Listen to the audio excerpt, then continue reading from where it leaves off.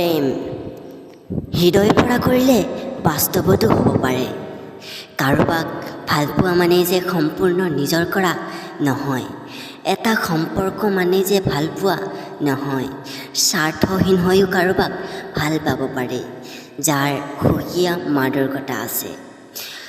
চকুৰেও কথা পতা হৈ যায়, দুয়োজনে হয়তো জানে, তথাপিও অপকাৰ্য হৈ ৰৈ যায়।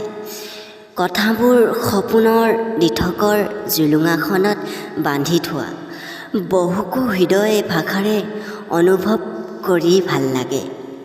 প্ৰেম আৰু ভালপোৱা আৰু ভাল লগাৰ মাজৰ পৰা যিদিনাই ভালপোৱা কি উলিয়াব পাৰা, সেইদিনাই প্ৰকৃতাৰ্থৰ সম্পৰ্কহীনভাৱেই কাৰোবাক ভালপোৱা পাবলৈ আৰু ভাল ভাবিবলৈ শিকায়। সেয়া প্ৰকৃত প্ৰেম।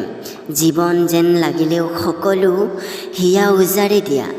ভাল পোৱাবোৰৰ লগত বিলীন হ'ব মন যায়, তাৰো মাজত যে হেৰুৱা ভয় নামৰ শব্দটো থাকে। তাৰ পৰাই প্ৰেমৰ ইতি পৰে, কিন্তু এটি আশা থাকে যে তেওঁ কিজানি মোক ভাল পায়। যিয়ে তোমাক বিশ্বাস কৰে তেওঁক নঠগিবা। যিয়ে তোমাক ভাল পায় তেওঁক সুযোগ নল'বা। যিজনক তোমাৰ ভৱিষ্যতে প্ৰয়োজন হ'ব তেওঁক ব্যস্ততা নেদেখুৱাবা। যিজনে তোমাৰ ওপৰত ভৰসা কৰে তেওঁক বিপদৰ সময়ত এৰি নিদিবা।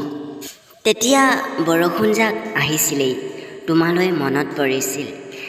এতিয়া তোমালৈ মনত পৰিলেই বৰষুণজাক সৰি পৰে। পাৰ্থক্য মাথো ইমানেই, সেইজাক বৰষুণৰ বাঢ়ে। ভালপোৱাজনৰ পৰা সময় বিচাৰি নল'ব। যদি প্ৰকৃততে ভাল পায় এনেও সময় উলিয়াব।